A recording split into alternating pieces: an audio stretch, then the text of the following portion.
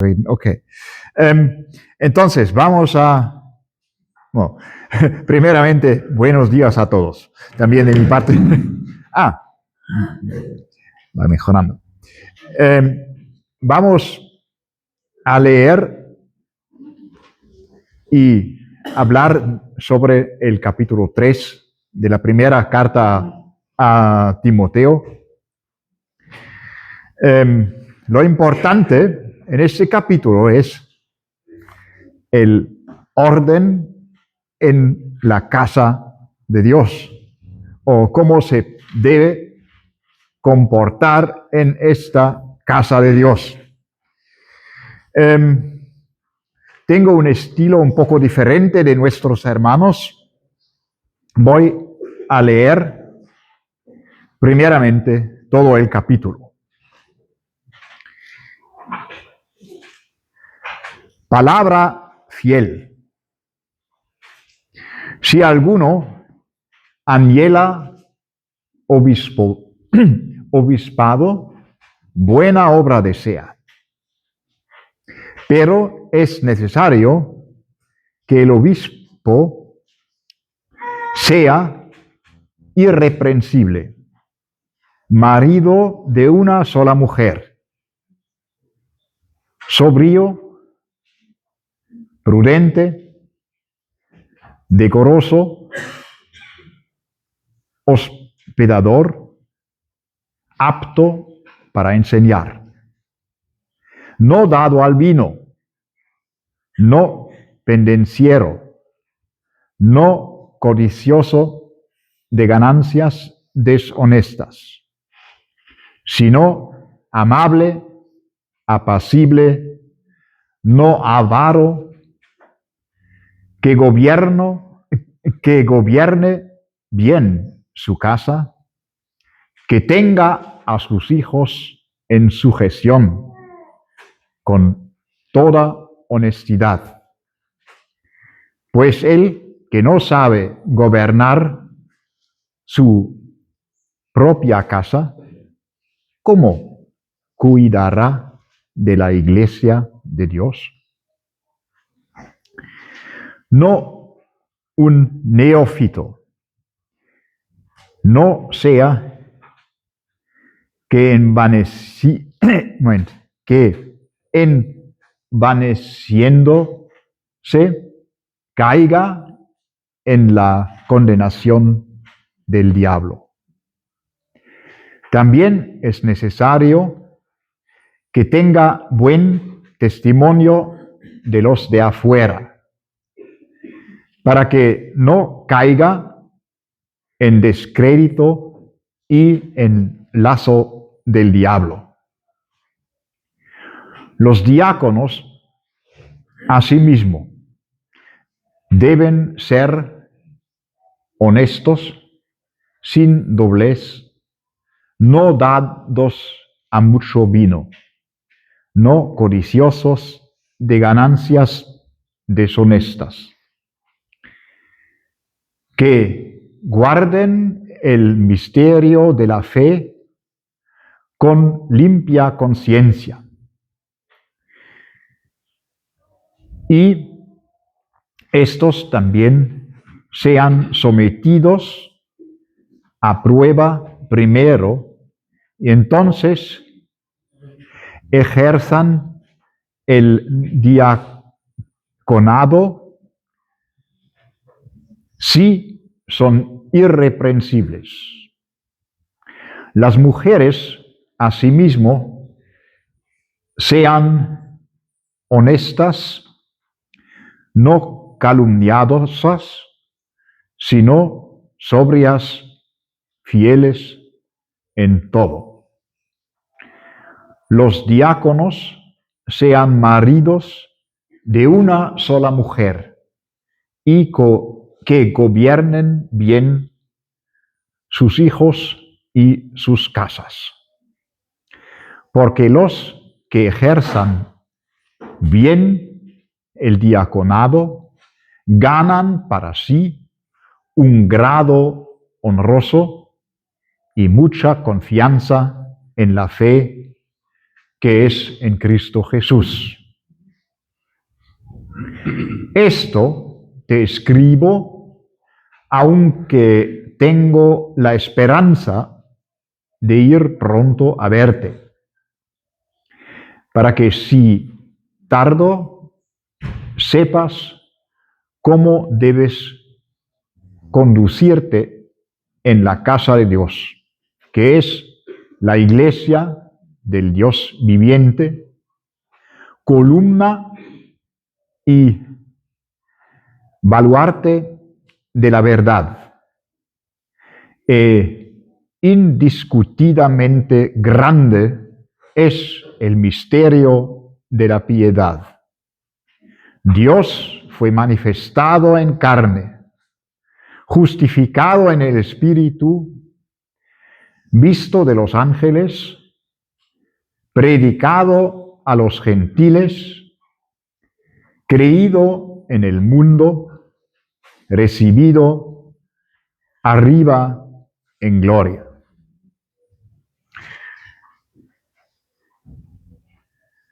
Así, la palabra de Dios en este capítulo 3. El tema de los ancianos y obispos se contienda también mucho en la cristiandad.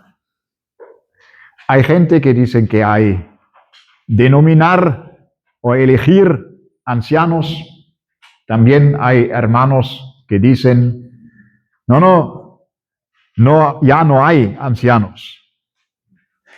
¿Qué nos dice la palabra? Hemos visto en el capítulo 2 que no es permitido apostólicamente a las mujeres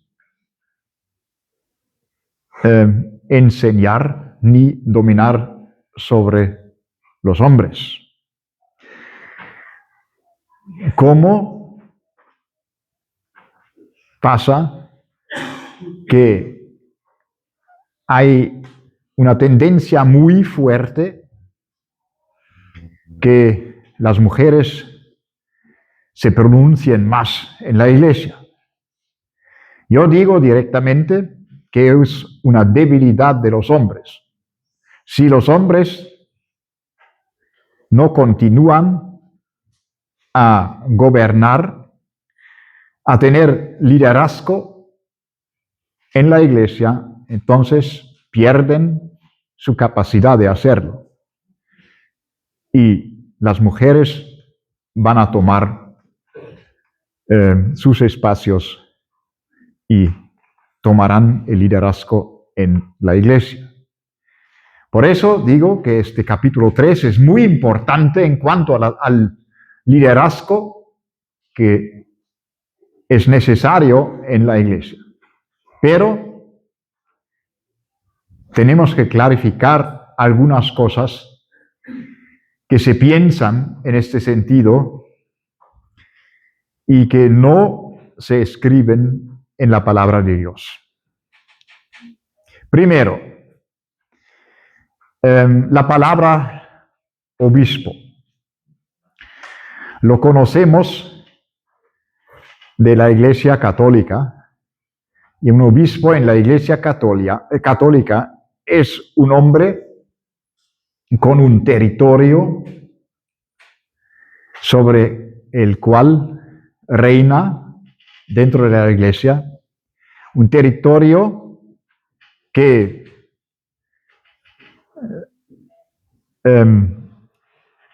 consiste de algunos o de muchas iglesias locales. En el sentido bíblico, no hay un servicio de obispos que traspasa la iglesia local. Y voy a demostrarlo por varios versículos.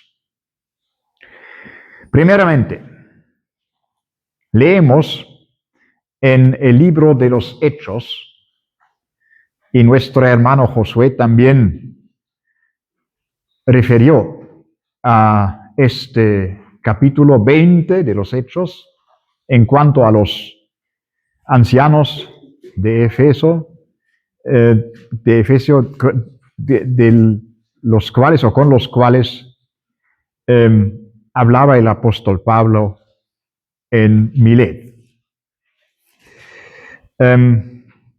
Y en este capítulo 20 leemos algo muy importante en cuanto a estos ancianos.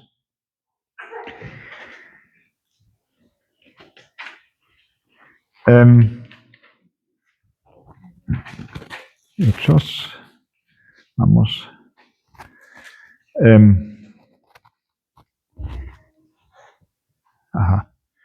Ahora viene.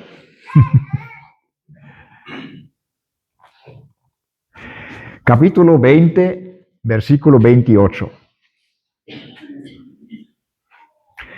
Por tanto, mirad por vosotros y por todo el rebaño en que el Espíritu Santo os ha puesto por obispos, para apacentar la iglesia del Señor, la cual Él ganó por su propia sangre.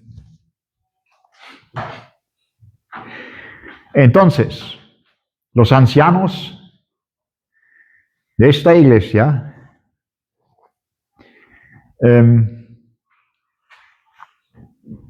se ven como llamados o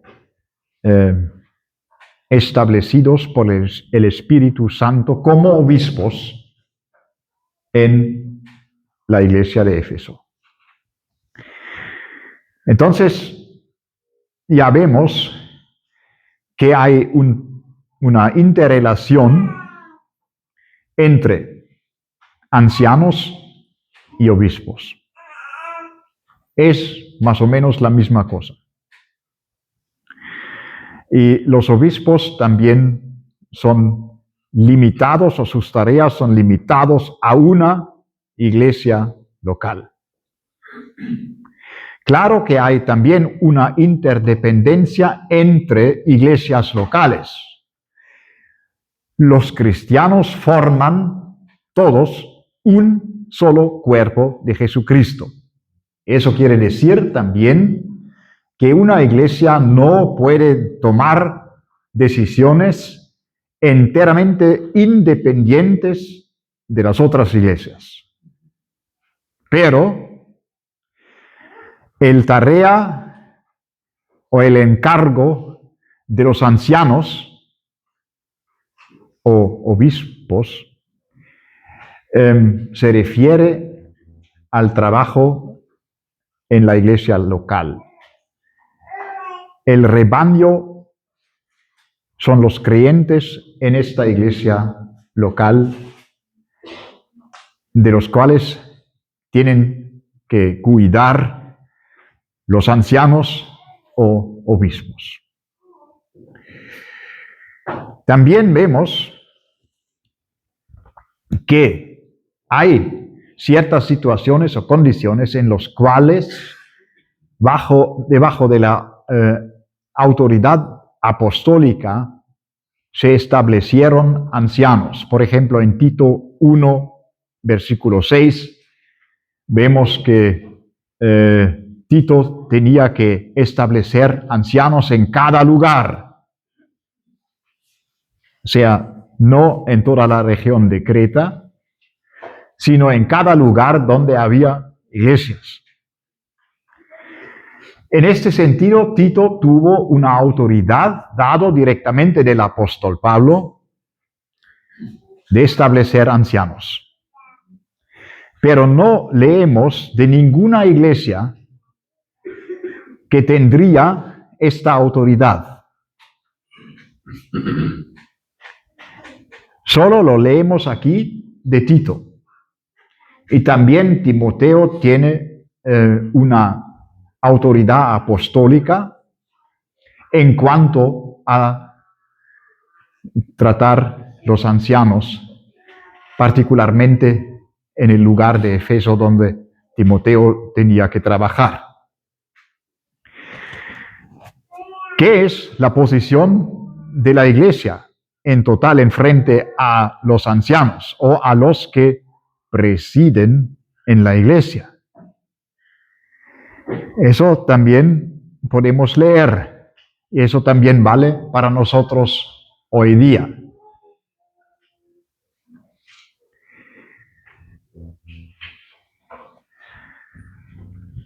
Y por eso vamos a leer en la primera epístola a los tesalonicenses,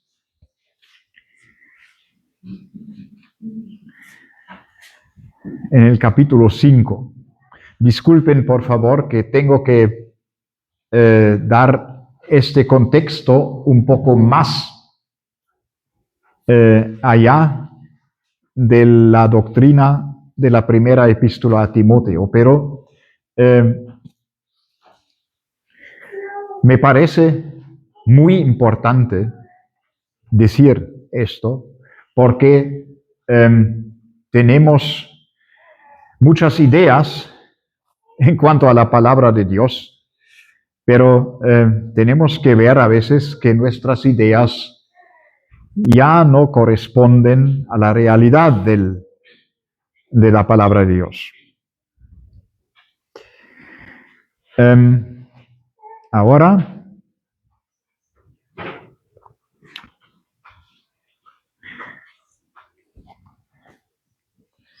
primera carta a los tesalonicenses, capítulo 5.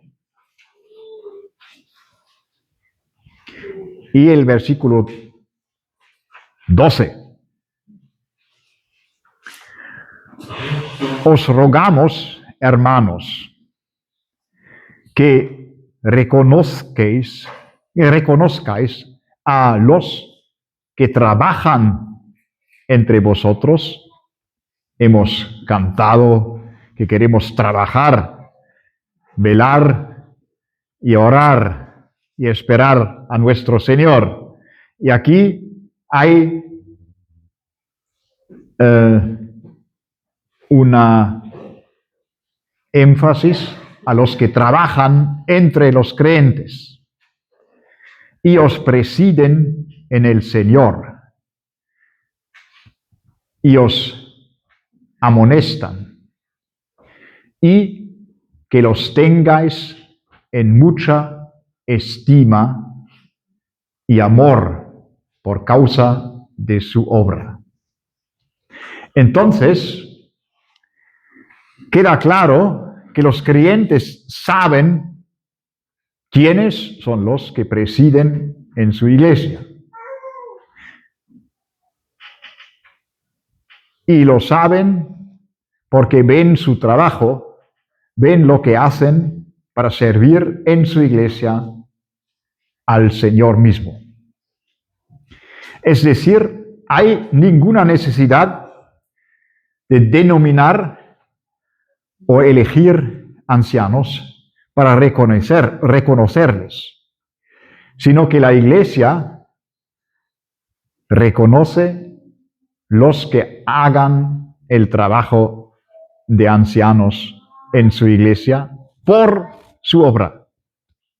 Y en este sentido también podemos entender lo que caracteriza, según las palabras de 1 Timoteo 3, los ancianos o obispos. Porque son características que se pueden ver en la iglesia y también son características que todo creyente puede anhelar a conseguir. En Efesios capítulo 4 vemos en el versículo 7 que por la gracia hemos recibido dones. Es decir, la iglesia ha recibido dones. Y esos dones se describen más adelante en el versículo 11 y los siguientes versículos,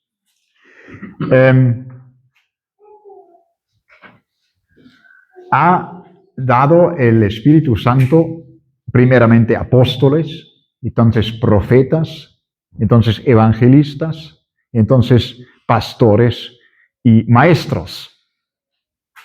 Estos son dones que el Espíritu Santo ha dado a todo el cuerpo. Y por eso también trabajan para todo el cuerpo. Y no solamente en las confinas de una iglesia local. Pero esa es la diferencia entre los obispos o ancianos de un lado y estos dones del Espíritu Santo de otro lado.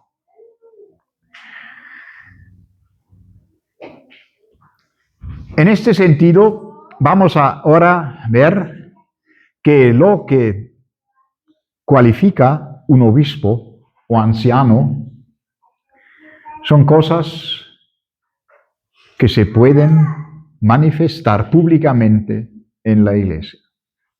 Y cada uno de nosotros tiene que saber que son también cosas que son necesarias para todos nosotros. No quiero hablar de estas cosas en detalle, pero encomiendo leer estos versículos 3, 1 a 7 y también los versículos refiriéndose a los diáconos con diligencia y reflexión delante del Señor.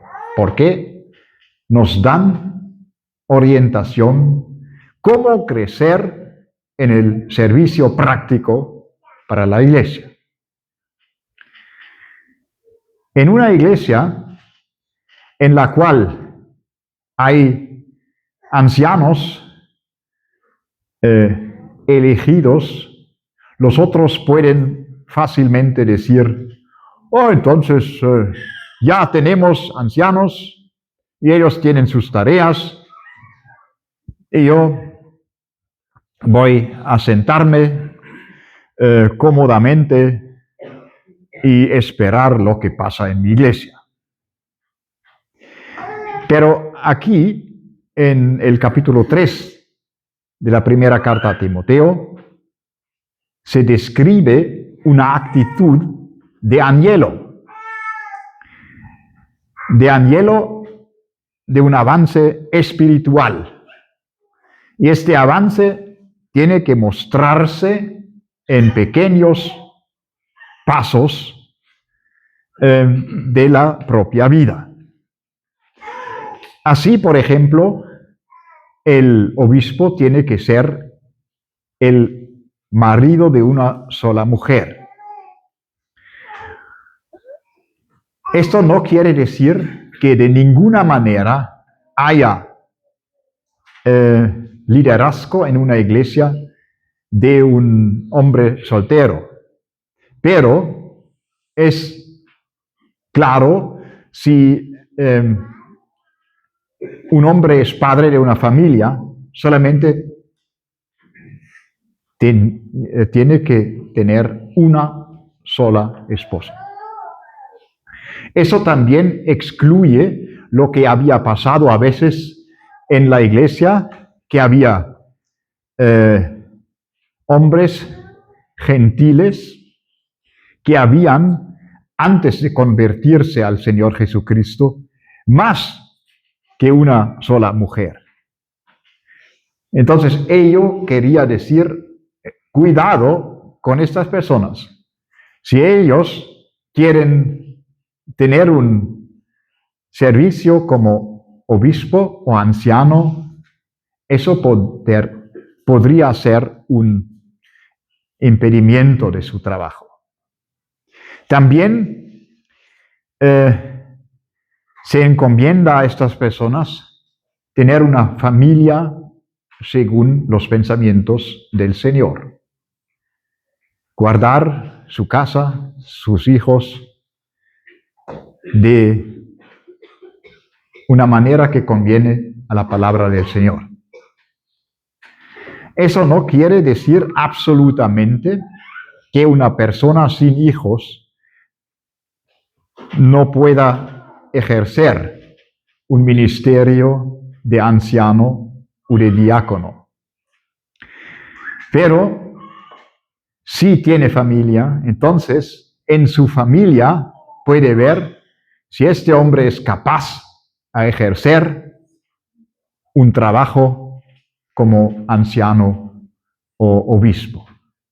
Porque si no puede dar un liderazgo a su propia familia, entonces, ¿cómo es posible que dirija él la iglesia? Hay muchas cosas que se dicen de los ancianos o obispos y también de los diáconos.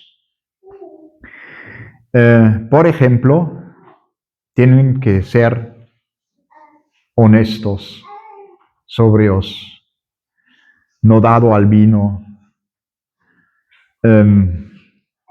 no perseguir ganancias malas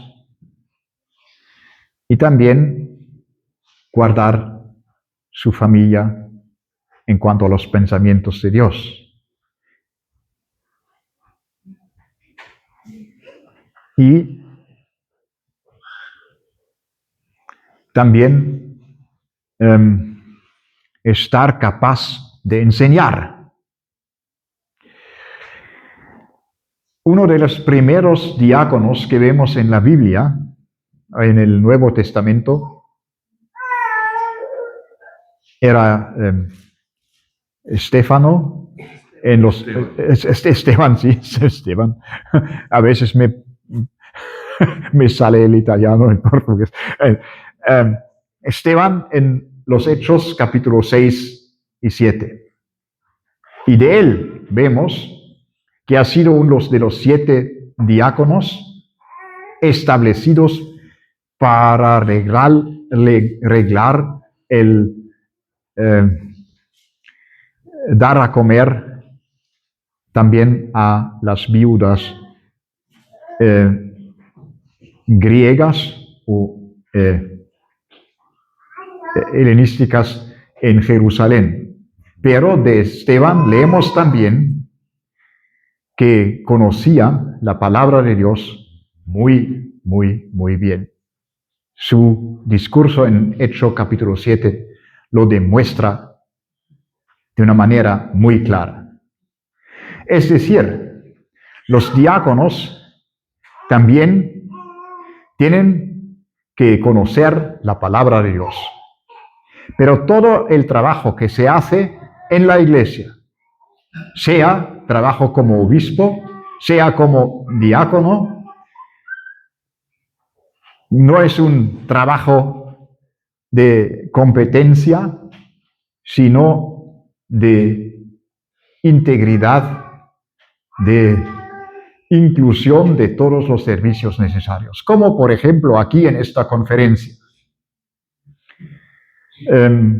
Hay algunos hermanos que nos dan la información doctrinal que necesitamos y también hay algunos que organizan la cocina, el café, los transportes,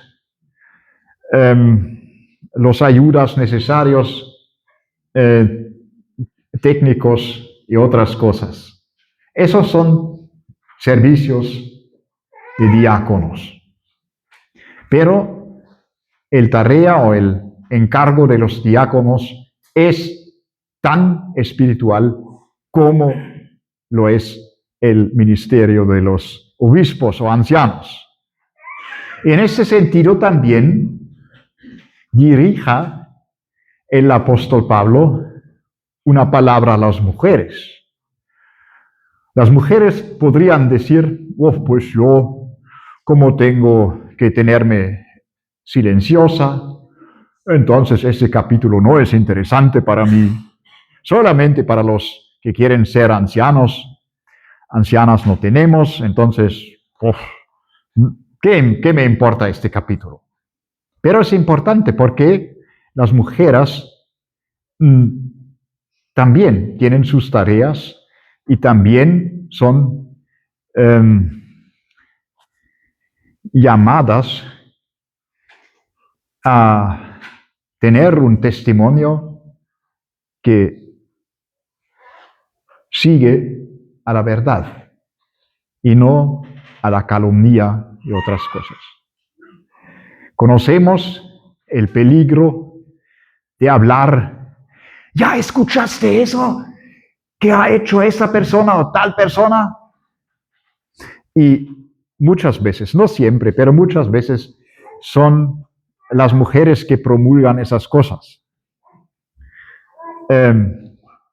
Y por eso también, si la mujer no tiene la permisión apostólica de enseñar, eso también tiene que ver con la calidad de mujeres de hablar muchas veces directamente. En muchas situaciones está muy bien, pero no en todas. Y por eso digo yo que capítulo 2, los versículos que se dirigen a las mujeres, es una protección de mujeres delante de peligros cuando se enseña. Las personas que enseñan, según capítulo 3 de la epístola de Santiago, tienen una gran responsabilidad. Y las mujeres se exponen porque aman hablar, se exponen un poco del peligro de decir demasiado. Pero volvemos al capítulo 3. Hemos visto las calificaciones de los obispos y de los diáconos, y hemos visto que son calificaciones que podemos anhelar todos. Si queremos crecer en la fe, esas calificaciones son muy importantes y nos ayudan para reconocer si verdaderamente hacemos progreso en la fe práctica. Un verso muy importante en este contexto es el versículo 7 del capítulo 3, que dice que también el testimonio de los de afuera es importante para ejercer de manera digna el ministerio de un obispo. Y lo espero y oro para eso, que para todos nosotros sea muy importante tener un buen testimonio en cuanto a las personas desde afuera.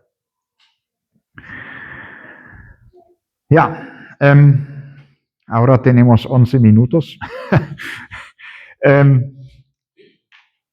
Lo importante de este capítulo 3 es cómo conducirse en la casa de Dios. Eso es lo que el apóstol escribe a Timoteo. Claro que tiene el deseo de verle, pero si no es posible, entonces Timoteo de todos modos, tenía que saber cómo conducirse en la casa de Dios. Y esta casa de Dios, en la primera epístola a Timoteo, es la casa de Dios, la iglesia o asamblea del Dios viviente. En la segunda carta a Timoteo, hay una devolución de la casa de Dios a una grande casa, la casa de la cristiandad.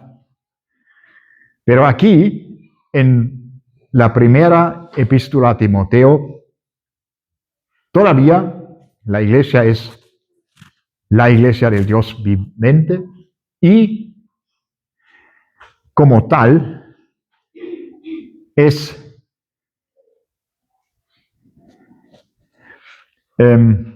muy necesaria para dar testimonio de la verdad.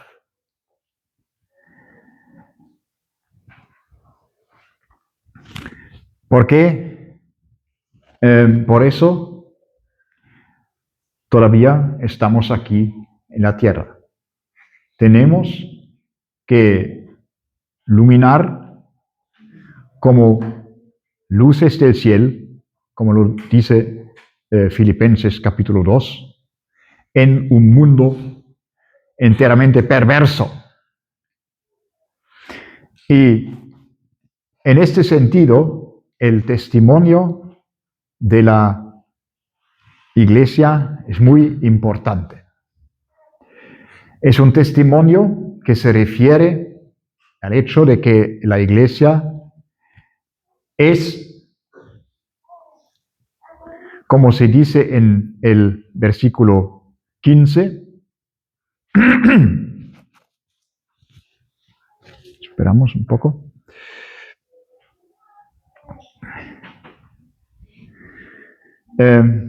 Que es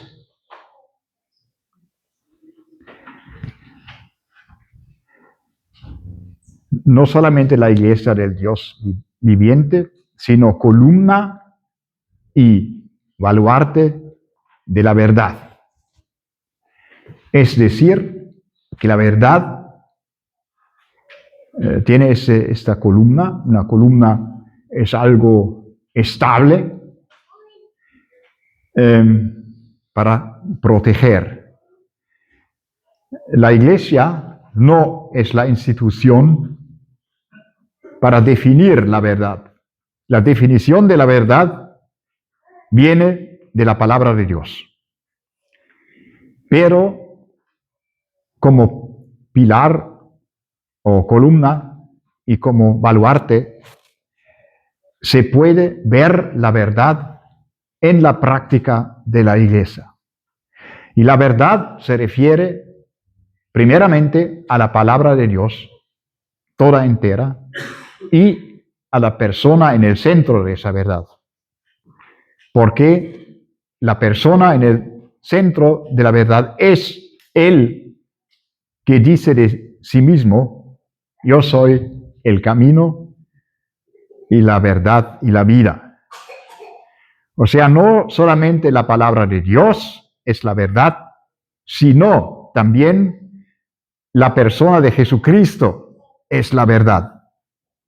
Y por eso el versículo 16 nos presenta cómo Dios se ha manifestado en su Hijo. Y esa descripción de la piedad es muy bonita. A mí me gusta mucho y por eso permítanme dar los últimos minutos de mi predicación a este versículo. Se dice en el principio: e indiscutiblemente grande es el misterio de la piedad.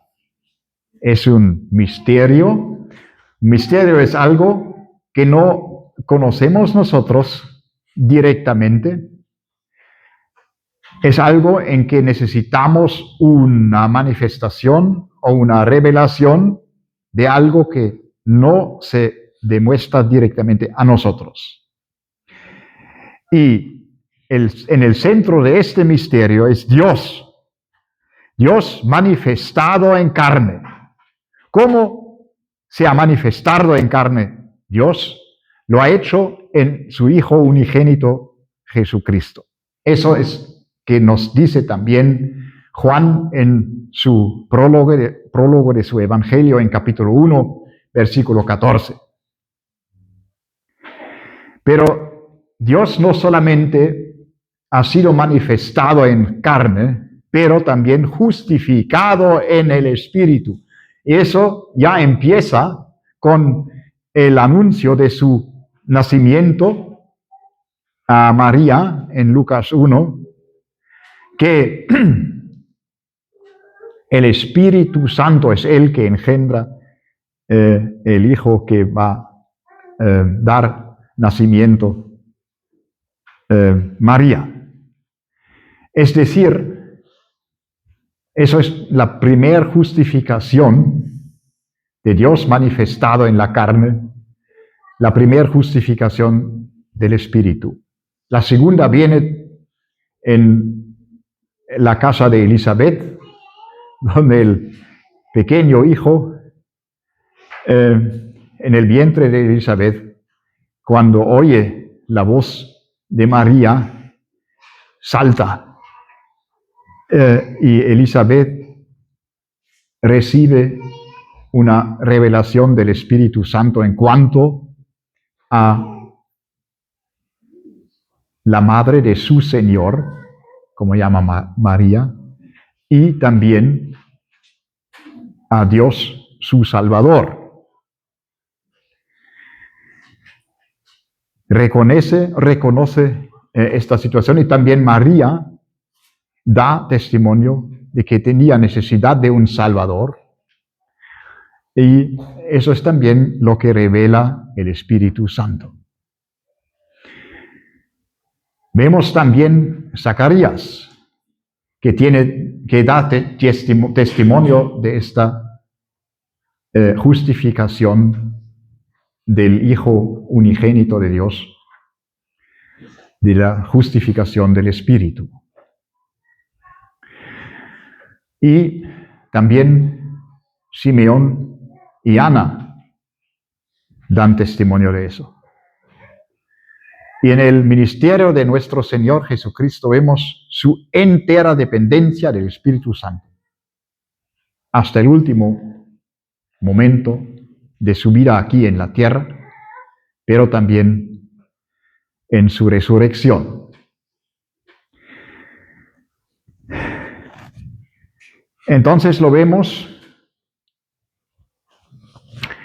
visto por los ángeles. Eso también se manifiesta claramente ya en el nacimiento de nuestro Señor.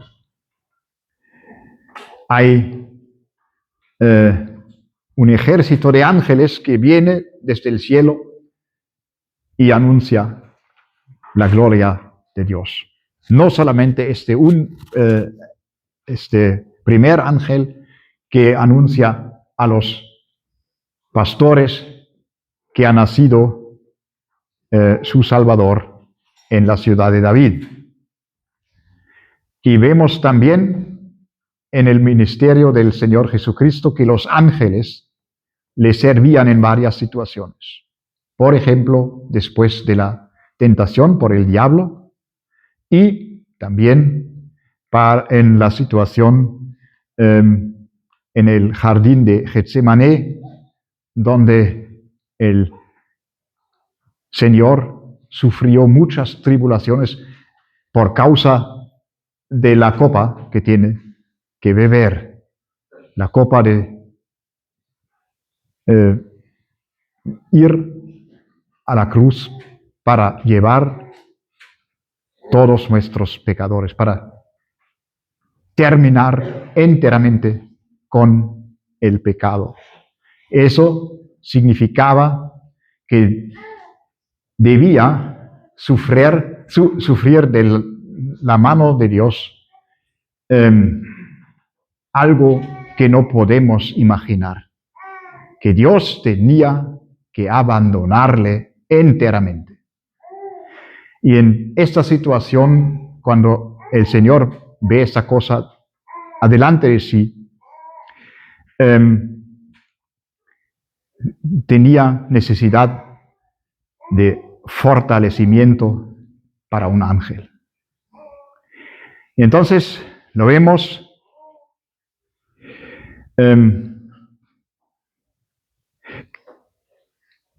predicado entre los gentiles o a los gentiles. El Señor ha resucitado y subió en el cielo, visto por sus discípulos. Y entonces el Espíritu Santo vino para anunciar todo lo que importa en cuanto al Señor Jesucristo, para magnificarlo en todas circunstancias, no solamente de la predicación, pero también de la memoria y de la adoración de Dios que nos podemos hacer nosotros. El Espíritu da la capacidad también de tener presente el Señor Jesucristo de tal manera que la predicación se centra verdaderamente en Él. Y por el poder del Espíritu Santo, el Evangelio se promulga en todo el mundo y en muchas circunstancias y variaciones de predicar. Pero el mensaje es la salvación en el Señor Jesucristo. Y cuando se cree este mensaje, entonces el propósito del Evangelio se consigue en todos los hombres que creen. Pero no solamente tenemos que creer en el Señor, pero tenemos que saber que Él ha sido recibido en gloria. Y eso nos da la esperanza que también nosotros llegaremos a la gloria de Dios. Una esperanza que ahora ya se ha cumplido con nuestra hermana que murió para estar ahora con el Señor, pero se va a cumplir enteramente cuando el Señor viene a tomarnos para estar con Él para siempre. Entonces, no solamente Él es recibido arriba en la gloria de Dios, pero nosotros con Él seremos en la gloria de Dios para siempre. Y es un misterio muy grande. Entonces, un corto resumen de este capítulo 3. Los ancianos y los diáconos son personas que quieren crecer en la fe. Y la palabra nos da algunos grados de crecimiento en los cuales podemos ver si vivimos verdaderamente en la fe. Y lo importante en este sentido es que los que tienen que ejercer un tal trabajo como anciano o obispo de un lado o como siervo de otro lado, no pueden ser personas que han justamente empezado en su camino en la fe, pero es necesario tener experiencia. Eso es ciertamente una encomendación para nosotros. Pero el trabajo se hace en el ramo de una iglesia local que representa la asamblea de Dios que es la columna y el baluarte de la verdad. La verdad se concentra no solamente en la palabra de Dios, sino en la persona que exprime la palabra de Dios, es decir, en el Señor Jesucristo mismo. Y con Él se conecta el misterio de la piedad, lo cual hemos visto en estas 6 descripciones en el versículo 16. Que Dios guarde su palabra. Vamos a orar. Nuestro Dios y Padre, te agradecemos por darnos tu Hijo unigénito, no solamente como Salvador del pecado, sino como Señor en nuestras vidas personales y en la vida de tu iglesia. Que nos des a tener más confianza en ti mismo y en tu Hijo unigénito, y a ver tu grandeza y su grandeza cada vez más claramente, revelado en nuestras vidas por tu Espíritu Santo, para que también sea nuestro deseo más íntimo y más grande que glorifiquemos en nuestra vida tu Hijo y que le seguimos en todas circunstancias fielmente. Que nos das a entender más tu palabra y lo que tenemos que practicar habiendo entendidola. Amén.